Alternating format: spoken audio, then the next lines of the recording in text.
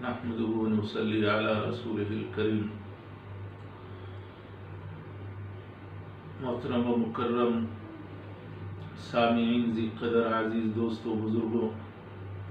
پروردگار کا عظیم احسان ہے ہماری زندگیوں میں ایک بار پھر ماہ مقدس ماہ رمضان المبارک دستک دینے لگا ہے۔ یہ مہینہ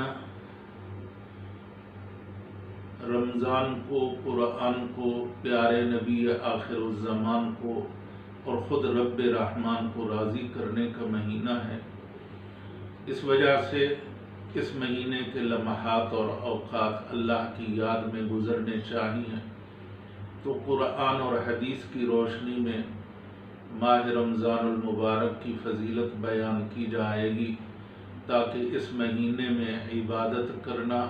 اور اپنے رب رحمان کو راضی کرنا ہم سب کے لیے آسان ہو جائے۔ اللہ رب العزت نے قرآن مجید میں ارشاد فرما دیا، یا ایھا الذین آمنوا کتب علیکم الصیام کما کتب علی الذین من قبلکم لعلکم تتقون۔ اے ایمان والو، تم پر ماہ رمضان کے روزے فرض کیے گئے جیسے تم سے پہلی امتوں پر اپنے اپنے دور میں اپنے اپنے انداز میں روزے فرض کیے گئے۔ نتیجہ کیا ہوگا، ثمرہ کیا ملے گا؟ فرمایا لعلکم تتقون، تم اللہ کے متقی اور پرہیزگار بندے بن جاؤ گے۔ اسی طرح اللہ نے ارشاد فرمایا، شہر رمضان الذی انزل فیہ القرآن، یہ رمضان کا مہینہ وہ مقدس اور عظیم مہینہ ہے جس میں اللہ کی کتاب کلام قرآن مجید کو اتارا گیا۔ اسی وجہ سے رب فرماتے ہیں یہ انعام ہے، یہ اعزاز ہے، قرآن جیسی کتاب، رمضان جیسا مہینہ، پیارے نبی جیسا تمہیں نبی عطا کیا، لعلکم تشکرون، تاکہ تم اللہ کے شکر گزار بندے بن جاؤ۔ مسلم شریف میں حضرت ابو ہریرہ سے روایت ہے، حدیث قدسی ہے، حضور اکرم صلی اللہ علیہ وسلم کا فرمان ہے کہ اللہ رب العزت نے روزہ دار کے لیے 3 انعام اور اعزاز عطا فرمائے ہیں۔ پہلی بات رب فرماتے ہیں، الصوم لی وانا اجزی بہ، لوگو رمضان میرا مہمان ہے، تم اس کے قدردان بن جاؤ، اس کا انعام اور بدلہ میں رب رحمان اپنے ہاتھوں سے تمہیں عطا کروں گا۔ کیونکہ رب فرماتے ہیں انسان بھوکا رہا، پیاسا رہا، خواہشات نفسانی سے دور رہا میری رضا کے لیے، تو اس کا بدلہ، جزا اور انعام بھی میں اپنے ہاتھوں سے اپنے بندے کو عطا کروں گا۔ اور دوسرا انعام ہے، فرمایا للصائم فرحتان، فرحت عند فطرہ و فرحت عند لقاء ربہ، روزہ دار کے لیے 2 قسم کی فرحت اور خوشی ہے۔ ایک خوشی افطار کے وقت ہے، یہ جسمانی خوشی ہے کہ آدمی بھوکا ہوتا ہے، پیاسا ہوتا ہے، پھر افطار کرتا ہے، کھاتا ہے، پیتا ہے، اس کے وجود میں، اس کے انگ انگ میں تراوٹ آ جاتی ہے، خوشی کی لہر دوڑ جاتی ہے۔ تو اس کو تعبیر کیا فرحت عند فطرہ، ایک فرحت خوشی جو افطار کے وقت اسے نصیب ہوگی۔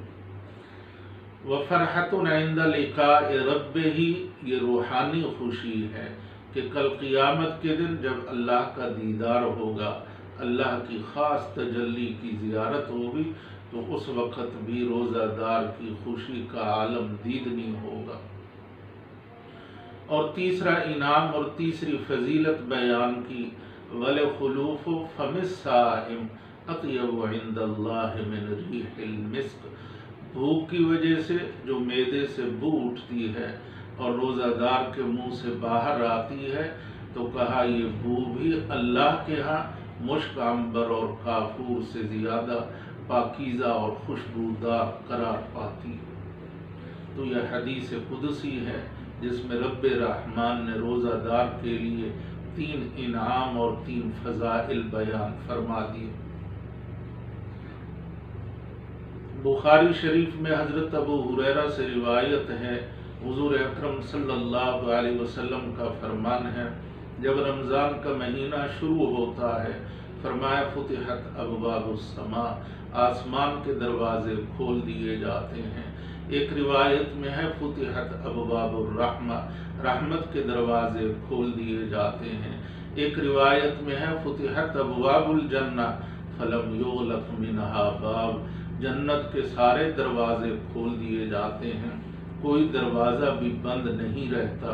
وغلقت ابواب النار فلم یفتح منہا باب، اور جہنم کے سارے دروازے بند کر دیے جاتے ہیں، کوئی دروازہ کھلا نہیں رہتا۔ اور ابن ماجہ میں حضرت ابو ہریرہ سے روایت ہے، حضور اکرم صلی اللہ علیہ وسلم کا فرمان ہے، وَصُفِّدَتِ الشَّيَاطِينُ وَمَرَدَتِ الْجِنُّ، شیاطین اور سرکش جنات کو زنجیروں میں جکڑ دیا جاتا ہے،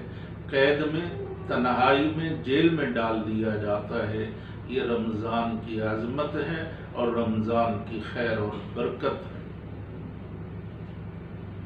بخاری شریف میں حضرت ابو ہریرہ سے روایت ہے، حضور اکرم صلی اللہ علیہ وسلم کا فرمان ہے، من صام رمضان، ایک روایت میں ہے من قام رمضان، تیسری روایت میں ہے من قام لیلۃ القدر ایمانا و احتسابا غفر له ما تقدم من ذنبہ، جس آدمی نے رمضان کا روزہ رکھا، دوسری روایت میں رمضان میں قیام کیا، تراویح پڑھی، تہجد پڑھی، نوافل قیام اللیل میں مصروف رہا، تیسری روایت ہے جس نے لیلۃ القدر میں قیام کیا، ایمان و احتسابا، یقین کے ساتھ اور ثواب کی نیت کے ساتھ، غفر له ما تقدم من ذنبہ، رب رحمان اس کے تمام گناہوں کو معاف فرما دیں گے، جنت کا داخلہ اور ٹکٹ عطا فرما دیں گے۔ بخاری شریف میں ہی حضرت ابو ہریرہ سے روایت ہے، حضور اکرم صلی اللہ علیہ وسلم کا فرمان ہے، من لم یدع قول الزور والعمل به فلیس للہ حاجۃ ان یدع طعامہ وشرابہ، فرمایا رمضان میں روزہ دار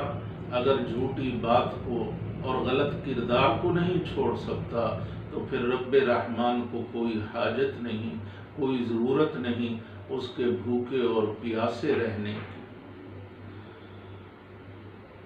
ابن ماجہ میں روایت ہے، حضرت ابو ہریرہ ارشاد فرماتے ہیں، حضور اکرم صلی اللہ علیہ وسلم کا فرمان ہے، وَنَادَى مُنَادًا مِنَ السَّمَاءِ فِي كُلِّ لَيْلَةٍ مِّن شَهْرِ رَمْضَانَ یا طالب الخیر اقبل و یا باغی الشر اقصر، رمضان کی ہر رات شب بھر ایک فرشتہ ندا دیتا ہے، صدا دیتا ہے، یا طالب الخیر اقبل،